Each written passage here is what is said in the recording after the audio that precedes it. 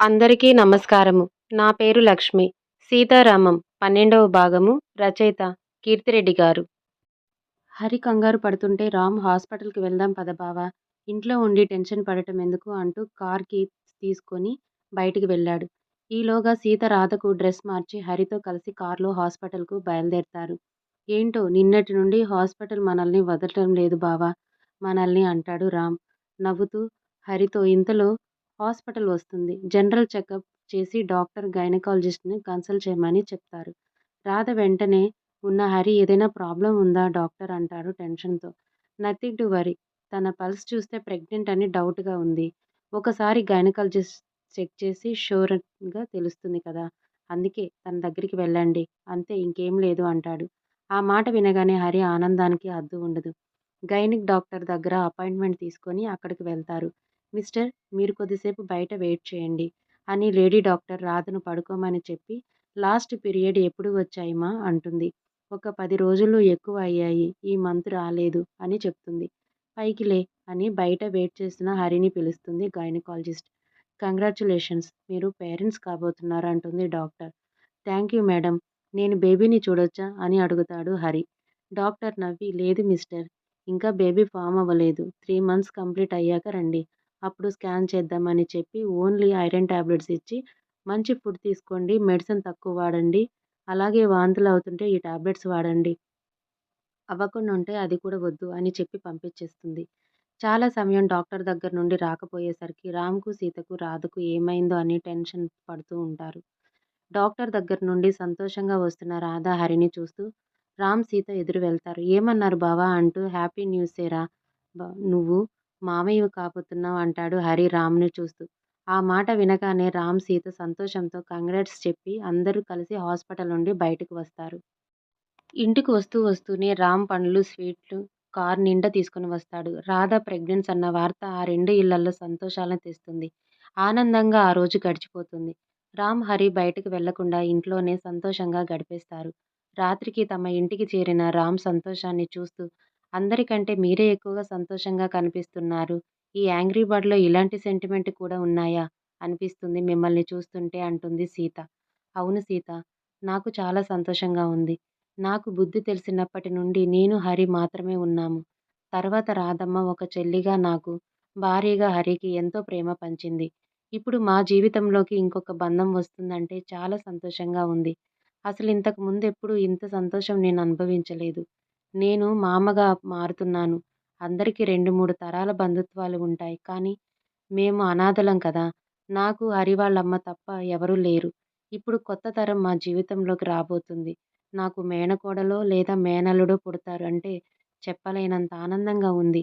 ఊపిరి ఆడలేనంత సంతోషంగా ఉంది సీత. నిజం. మేము పొందలేని ఆనందాలన్నీ పుట్టే వాళ్ళకి ఇవ్వాలా అని నేను, హరి ఎన్నో కలలు కన్నాం. ఇప్పుడు ఆ గడియ రాబోతున్నందుకు ఆనందంతో ఉక్కిరిబిక్కిరి అయిపోతున్నా. నన్ను మీలో ఒక్కరిగా అనుకోవట్లేదా మీరు అంటుంది సీత. ఆ ప్రశ్నకు రామ్ సీత కళ్ళల్లో చూసి అది నీ ఇష్టాన్ని బట్టి ఉంటుంది పొట్టి. బలవంతంగా నిన్ను ఏ బంధంలోకి లాగటం నాకిష్టం లేదు అంటాడు రామ్. నాకు తాళి కట్టి ఇప్పుడు నా ఇష్ట ప్రకారం బంధం కలుపుకోమని చెప్తున్నారా? తాళి బంధం కదా! నేను మీ భార్యను కానా? ఇది ఏదో ఆడుకుంటూ పిల్లలు కట్టినట్టు కట్టారా అంటూ సీత లోపల నుండి తాళి తీసి చేత్తో చూపిస్తూ అడుగుతుంది. దీనికి నేను విలువ ఇస్తాను. అలాగే నీతో బంధం నేను ఈ జన్మలో వదిలేయను. బంధాల విలువ గురించి నాకన్నా బాగా ఎవరికీ తెలీదులే. లేని వాళ్లకు తెలిసినంతగా ఉన్నవాళ్లకు తెలీదు. ఏదైనా లేనప్పుడు దాని విలువ రెట్టింపవుతుంది. ఇంక నీతో బంధం అంటావా? నీకు ఇష్టముందో లేదో తెలుసుకోకుండా తాళి కట్టడం నా తప్పు. కానీ నాకు మాత్రం నిన్ను చూడగానే నా దానివి అనిపించింది. ఈ జన్మకు నువ్వే నా భార్యవు. నీవు ఉన్న పరిస్థితిలో నిన్ను నా దానిగా చేసుకుంటే తరువాత నీకు గతం గుర్తు వస్తే అప్పుడు నీకు నేను ద్రోహంగా కనిపిస్తాను. అది నాకిష్టం లేదు. నేను నిన్ను సీత అని పిలవకపోవటానికి కారణం కూడా అదే. నేను రామ్, నువ్వు సీత అయితే ఎడబాటు తప్పదు. నేను నిన్ను మనసా వాచా కర్మణా నా దానిగా చేసుకున్నా. మంత్రాలు చదివి నలుగురు పెద్దలు దీవిస్తే విడిపోము అని బాసలు చేసి వదిలేస్తాన్న వాళ్ళు ఉంటారేమో కానీ మనసుతో ముడివేసుకొని గుండెల్లో నింపేసుకున్న శాశ్వతంగా జీవిత భాగస్వామిగా నిన్ను నాలో నింపుకున్న పొట్టి. నువ్వు నాతో ఉన్నా లేకున్నా నీతో నా బంధం ఈ జన్మకు మొత్తం ఉంటుంది. నాకు మీరంటే ఇష్టం లేకుండా తాళి కడుతుంటే తల వంచానా? అభ్యంతరం చెప్పేదాన్ని కదా! మొదటి రాత్రి అని వదిన రెడీ చేస్తే పంపిస్తే లోపలికి వచ్చి మీ ముందు నిలబడ్డాను కదా! అది ఇష్టంతో కాదా? వదిన చెప్తే రెడీ అవ్వటానికి నేను గంగిరెద్దును కాదు కదా! మీకెందుకు కోపమొచ్చిందో తెలీదు. ఎందుకు బయటకి వెళ్లారో కూడా తెలీదు. ఒక మగాడికి ఇష్టం లేకుండా ఆడది రెడీ అయ్యి రూంలోకి వస్తే వేశ్య అంటారు. ఆ రోజు నాకు నేను అలా అనిపిచ్చాను అంటుంది సీత వణుకుతున్న గొంతుతో. ఆ మాట వినగానే రామ్ కళ్ళు కోపంతో ఎర్రబడతాయి. సీత! అని అరుస్తాడు. రామ్ వాయిస్‌లో ఉన్న బేస్‌కు సీత ఒక్క క్షణం వణుకుతుంది. మాట్లాడుతున్నావు నీకర్థమవుతుందా? అంటాడు. మీరు చేసింది అదే కదా! ఇష్టం లేనట్టు రూమ్‌లో నుండి వెళ్ళిపోయారు కదా!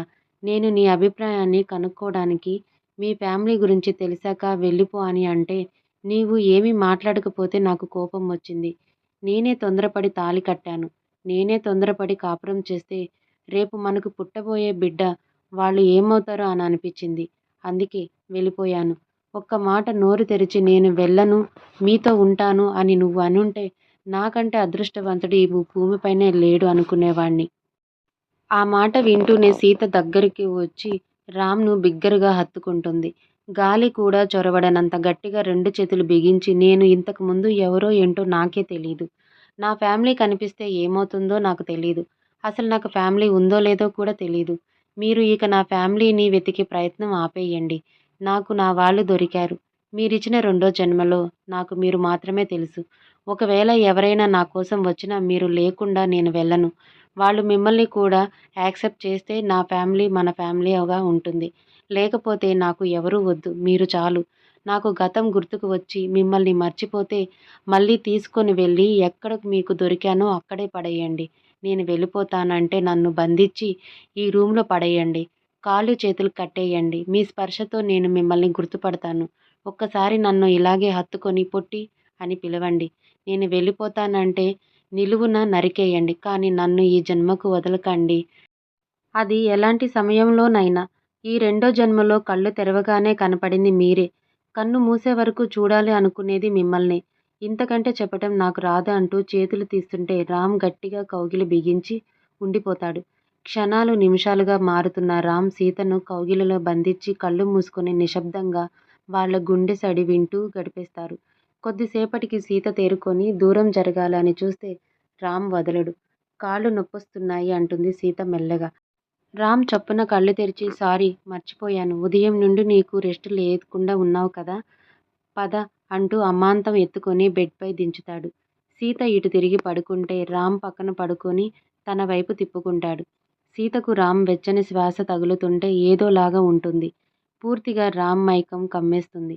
రామ్ ఇంకాస్త దగ్గరకు తీసుకొని వెల్లికిళ్ళ తిప్పి తన బరువును చేతులపై వేసి సీత పెదాలు అందుకుంటాడు.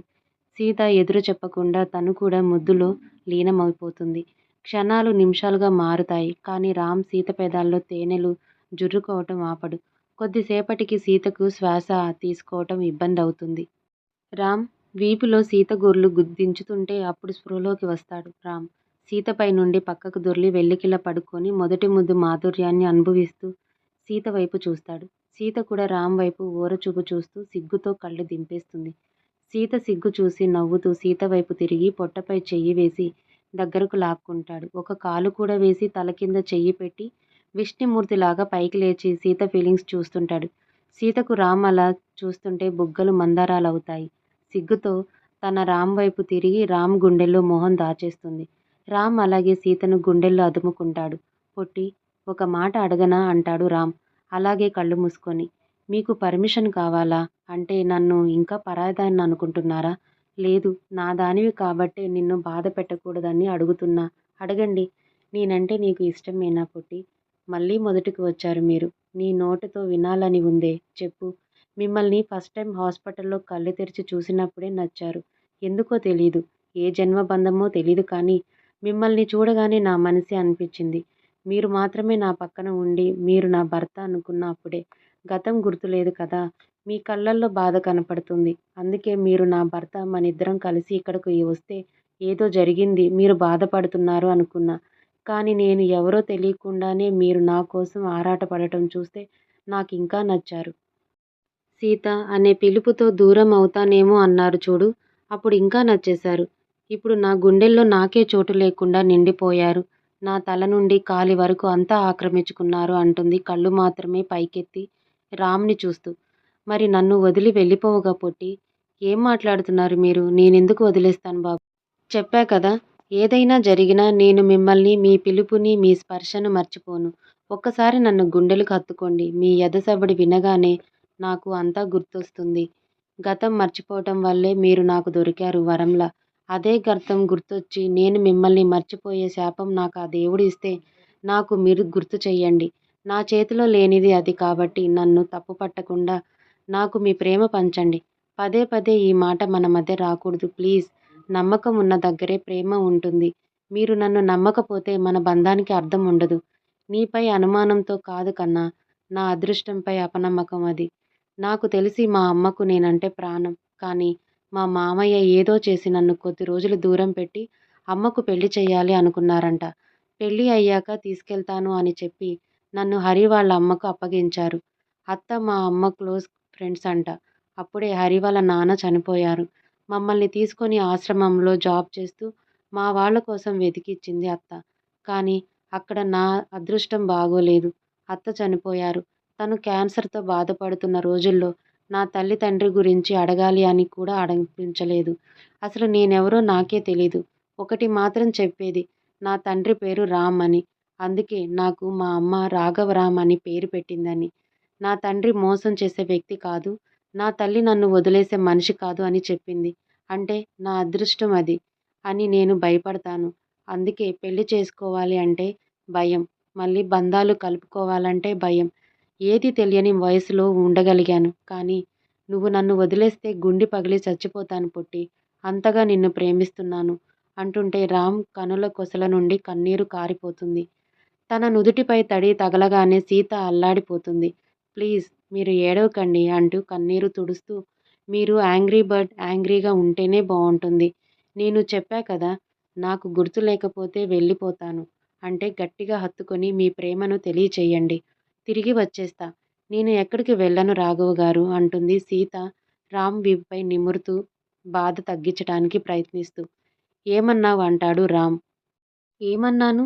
మిమ్మల్ని వదిలి వెళ్ళను అన్నాను. కాదు నా పేరు రామ్. సీత అంటే ఎడబాటు అన్నారు కదా! అందుకే రాఘవ అన్నాను. మీరే చెప్పారు కదా! మీ పూర్తి పేరు రాఘవరామ్ అని. నచ్చలేదా? సారీ అంటుంది సీత. ఓయ్! లేదు. ప్లీజ్ మళ్ళీ పిలవ్వా? మా అమ్మ నన్ను ఇలాగే పిలిచేదంట. అత్త చెప్పింది. నాకు అంత పొడవు పిలువను ఓపిక లేదు నాకు అని నవ్వేది. రాఘవ గారు అంటుంది సీత మరోసారి. గారు వద్దులే కానీ రాఘవ అని పిలువు పొట్టి. రాఘవ ఈ పేరు నాకు ఎందుకో పరిచయమున్న పేరులాగా అనిపిస్తుంది రాఘవ గారు. మళ్ళీ గారు ఏంటి పొట్టి. మన మధ్య మర్యాద అక్కర్లేదు. ప్రేమ ఉంటే చాలు. గుడ్ నైట్ పడుకో. మళ్ళీ ఉదయాన్నే లేస్తావంటూ వెల్లికిళ్ళ తిరిగి గుండెపై సీత తలను పెట్టుకొని పడుకుంటాడు. సీత కూడా చాలా రోజుల తర్వాత హాయిగా సంతోషంగా నిద్రపోతుంది. మరుసటి రోజు ఉదయాన్నే సీత లేవాలని చూస్తే రామ్ ఇంకా గట్టిగా హత్తుకొని ఇంకొంచెం సేపు పడుకోవే పొట్టి. ప్లీజ్ అండి వదలండి. వదినకు బాలేదు కదా! అందరి పని తనొక్కరే చేస్తే బాగోదు. పొట్టి ఎవరైనా పనమ్మాయి దొరుకుతుందేమో చూద్దాం. మరి ఒక్కదానివే ఇంత పని చేయలేవు. ఈ రోజుకు టిఫిన్ బయట తెస్తా. లంచ్ మాత్రమే ప్రిపేర్ చెయ్. వెళ్ళు. రేపటి నుండి పనివాళ్ళు వస్తారు అని తలపై వేసుకోకు. నీకు కూడా ఆరోగ్యం బాగోలేదు. గుర్తుపెట్టుకో అంటూ మొహంపై పడుతున్న ముంగురులను సరిచేస్తూ నుదుటిపై ముద్దు పెట్టి వదిలేస్తాడు. సీత ఒక్కసారి ప్రేమగా రామ్ వైపు చూసి బెడ్ దిగి వెళ్ళిపోతుంది. తన పనులు ముగించుకొని స్నానం చేసి రాధ వాళ్ళ ఇంటికి వస్తుంది. హరి అప్పటికే లేచి పాలు స్టవ్‌పై పెట్టి ఇల్లు క్లీన్ చేస్తుంటాడు. గుడ్ మార్నింగ్ అన్నయ్య అంటూ సీత లోపలికి వస్తుంది. హరి సీతను చూసి నవ్వుతూ గుడ్ మార్నింగ్ తల్లీ. ఏంటి ఇంత త్వరగా లేచావ్? అప్పుడే ఫ్రెష్ కూడా అయ్యావు అంటాడు. వదిన రెస్ట్ తీసుకొని నేను వంట చేద్దామని త్వరగా లేచా అంటుంది సీత. హరి చేతిలోని మాప్ తీసుకోవడానికి చూస్తుంది. వద్దు సీత నేను క్లీన్ చేస్తా. కానీ కాఫీ